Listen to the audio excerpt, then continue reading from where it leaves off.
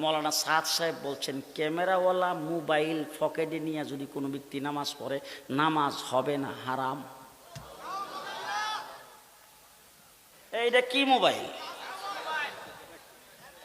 হ্যাঁ, উনি আজ পর্যন্ত কোনোদিন যখন যে মসজিদের ভিতরে ঢুকছে, আজান হয়ে গেছে, নামাজের টাইম হয়ে গেছে, তখন কি মুসল্লিদেরকে এ পর্যন্ত কোনোদিন আপনি কইছেন বলে মুসল্লিরা একটু দেরি করেন, আমি মোবাইলটা বলে নিয়ে আসছিলাম আমার বউর কাছে রাইখাই? জি, নামাজে দাঁড়াইলে আমরা এই মোবাইল নিয়ে নামাজ পড়ি কিনা, পড়াই কিনা? মৌলানা সাদ সাহেব বলছেন, ক্যামেরাওয়ালা মোবাইল পকেটে নিয়ে যদি কোনো ব্যক্তি নামাজ পড়ে, নামাজ হবে না, হারাম। আর মৌলানা সাদ বলে, কোরআন শরীফ না বুঝা পড়লে কবিরা গুনাহ, না বুঝা পড়ে কোনো লাভ নাই। মৌলানা সাদ বলছেন, আল্লাহ হেদায়েতের মালিক না। যদি আল্লাহ পাক হেদায়েতের মালিক হইতেন তাইলে আল্লাহ নবী পাঠাইতেন না। মৌলানা সাদ সাহেব বলছেন, নবী গুনাহ করেন, শুধু সাইয়্যিদুল মুরসালিন সাইয়্যিদুন নবী মুহাম্মদুর রাসূলুল্লাহ সাল্লাল্লাহু আলাইহি সাল্লাম সম্পর্কে বলেছেন, রাসূল সাল্লাল্লাহু আলাইহি সাল্লাম যতগুলি বিয়ে করেছেন সমস্ত বিয়াতে হুজুর আকরাম সাল্লাল্লাহু আলাইহি সাল্লাম খিজুর দিয়া উলিমা করেছেন। শুধুমাত্র জয়নব রাদিয়াল্লাহু তাআলা আনহুকে বিয়ে করার সময় আল্লাহর নবী গোশত আর রুটি দিয়া তিনি উলিমা করেছিলেন। এটা নবী ভুল করছেন। নাউজুবিল্লাহ, দেখেন ডাইনি বামে তাকে দেখেন, কেউ যদি নাউজুবিল্লাহ না কয় মনে করবেন হে দলের লোক। নাউজুবিল্লাহ জোরে কান, আরো জোরে কান।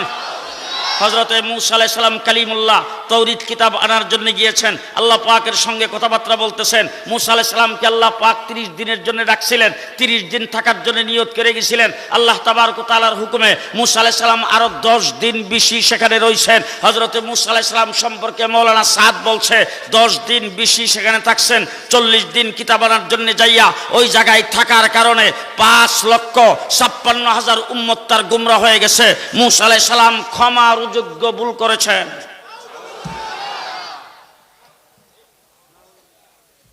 কি ঘটনা?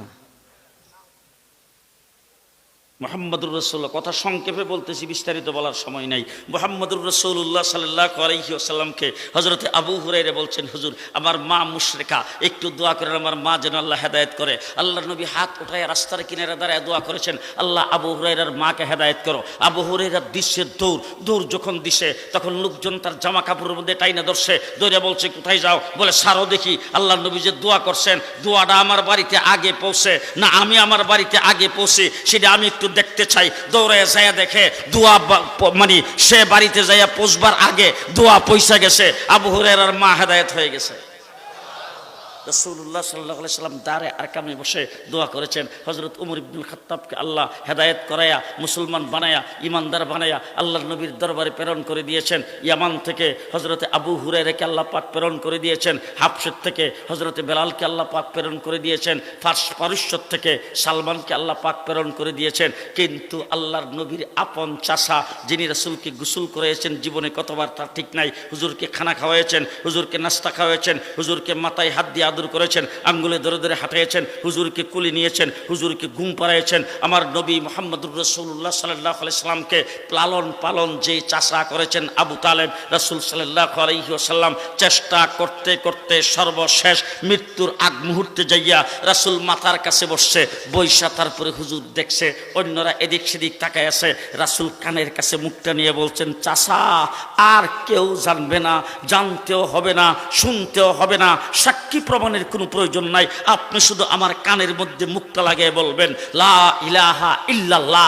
এইটুক যদি আমার কানের মধ্যে মুখটা লাগিয়ে বলেন, আমি শুধু শুনবো, হাসরের ময়দানে যাইয়া আল্লাহর দরবারে সুপারিশ করে আমি আপনাকে জান্নাতে নিয়ে যাব। এইটুক পর্যন্ত চাচা কবুল। আপনাদেরকে জিজ্ঞেস করতে চাই, হেদায়েতের মালিক কে? হেদায়েতের মালিক কে? কোরআন শরীফের ভিতরে আল্লাহ পাক পরিষ্কার বলেছেন, ইন্নাকা লা তাহদি মান আহবাবতা ওয়ালাকিন্নাল্লাহ ইয়াহদি মান ইয়াশা। হেদায়েতের মালিক হলো আল্লাহ। মাওলানা সাদ বলছেন, আল্লাহ হেদায়েতের মালিক না। যদি আল্লাহ পাক হেদায়েতের মালিক হইতেন তাইলে আল্লাহ নবী পাঠাইতেন না। আমি জিজ্ঞেস করতে চাই, এখন আপনারা এখানে যারা এসেছেন, আপনাদের এই মাদ্রাসার কি নাম? না লাদরচর মাদ্রাসা। আচ্ছা, এই লাদরচর মাদ্রাসার মধ্যে আপনাদের এখানে কেউ খতম পড়াইবার জন্য আসে না তো? কোরআন শরীফ খতম, বাবা মারা গেছে, মা মারা গেছে, আপনাদের মাদ্রাসা এসে বলে হুজুর আমার মাদ্রাসার রসিদ কেটে আমাদের টাকাটা হুজুর রাখেন, এই মাদ্রাসার হুজুরের টাকাটা দিলাম, আমার বাবার নামে এক খতম কোরআন শরীফ ইসালে সওয়াব। আরে বাবা, আমার মাদ্রাসায় তো যায়, আপনার মাদ্রাসায় যায় না? আচ্ছা, যখন যায় তখন কোরআন শরীফ সহজে খতম পড়াইবার জায়গা কোনটা? হেফজখানা। আমার মাদ্রাসায় যখন 10, 15, 20 জন ছাত্র যখন শোনায়, দৌড় শোনায়, আমি হাফিজ সাহেবের কাছে যাই, বলে হাফিজ সাহেব 2 খতম কোরআন শরীফ আছে। হাফিজ সাহেব ওই ছাত্রদের মধ্যে বাক করে দিয়ে দিল। ছাত্ররা বাস ঘন্টা, 1.5 ঘন্টা, 2 ঘন্টার ভিতরে কোরআন শরীফ খতম করে দিল। এখন ছাত্ররা, হেফজখানার ছাত্র যে কোরআন শরীফ মুখস্থ করছে, তাদের দ্বারা যে বাবার কবরের আযাব মাফ হওয়ার জন্য আমি যে ইসালে সওয়াবের নিয়তে যে কোরআন শরীফ খতম পড়াইলাম, হেফজখানার ছাত্র হাফেজ হয়ে গেছে 30 পারা। এর ফেডের ভিতরে যদি বুম মারি, বিসমিল্লাহর অর্থ আপনারা ঘুমাইছেন হুজুর? আপনারা কিছু না কইলে হারাতকে মিশা কথা কইতেছি। এর ফেডের ভিতরে বুম মারলে বিসমিল্লাহর অর্থ পারিব? কথা বলেন।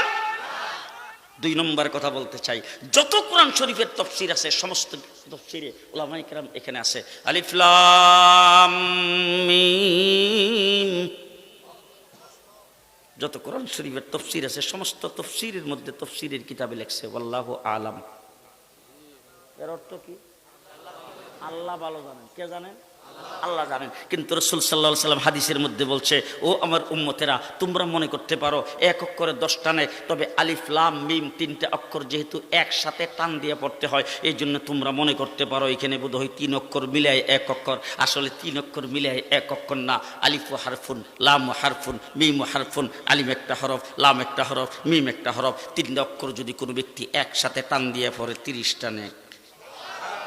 রাসূল সাল্লাল্লাহু আলাইহি সাল্লাম বলেন, যেইভাবেই পড়ো 1 অক্ষরে পড়লে 30টা নেক, 10টা নেক, 3 অক্ষর পড়লে 30টা নেক। আর মৌলানা সাদ বলে, কোরআন শরীফ না বুঝা পড়লে কবিরা গুনাহ, না বুঝা পড়ে কোনো লাভ নাই।